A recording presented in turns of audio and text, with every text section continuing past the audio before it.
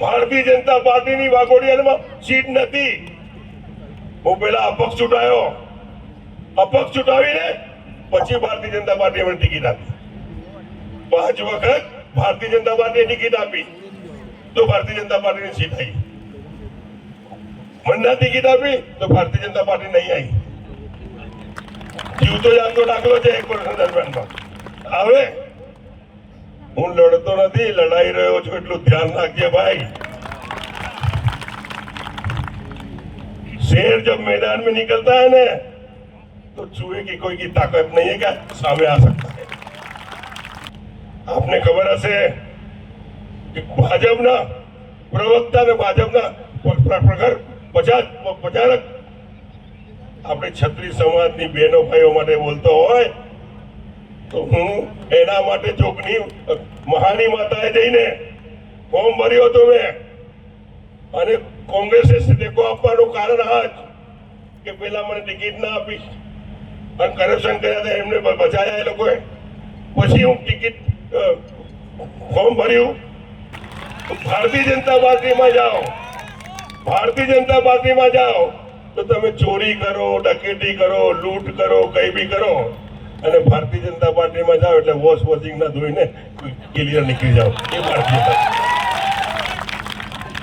ભારતીય જનતા પાર્ટીમાં બધા છોડીને જતા રહ્યા હતા. આ મધુ શ્રીવાસ્તવ ભારતીય જનતા પાર્ટીમાં નહીં ગયો અને કોંગ્રેસને બિનશરતી ટેકો આપવો બજારમાં નીકળ્યો.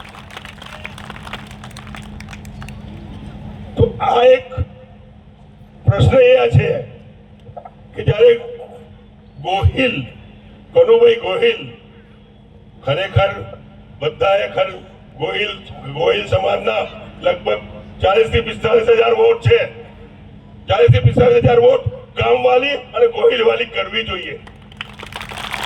જો ખરેખર ક્ષત્રિય સમાજને લઈને આગળ ચાલવું હોય યા દરબારને આગળ લઈને ચાલવું હોય તો મને આપ સૌને, માતા પિતાઓને, વડીલોને વિનંતી કરું છું, એક થઈ જાઓ. અહીંથી તમે એક થઈ જાઓ. વાઘોડિયામાં તો જબરદસ્ત વોટ અપાવું છું, ચિંતા ના કરો. मैं 30 વર્ષ સુધી ધારાસભ્ય રહ્યો છું અને 30 વર્ષના દરમિયાનના અંદર વડોદરા નહીં, ગુજરાતની ધરતી પર લોકોને ચેલેન્જ કરું છું કે કોઈ કંપનીમાં મેં પૈસા લેવા ગયો હોય, કોઈ કરપ્શન કર્યું હોય, કોઈના પર નજર ઉઠાઈને વાત કરી હોય, એવો એક કિસ્સો લઈ આવજો, જીવનભરનો ગુલામ બની જઈશ. એ કહેવા હું આવ્યો છું આપકો. આજે એમને ચેલેન્જ આપું છું હું. આજ સુધી તો મેં નથી કર્યું કશું, પણ જયારે મેદાનમાં નીકળીશ ને તો સુપડા સાફ કરતો નીકળીશ, એટલું ખાતરી આપું તમને. મરવાથી ડરતો નથી ભાઈ, ખાલી ભગવાન બજરંગબલીથી ડરું છું, બાકી તો કોઈથી નહીં. मौत तो आने आवानी से आके रहेगी, मौत से क्या घबराने का.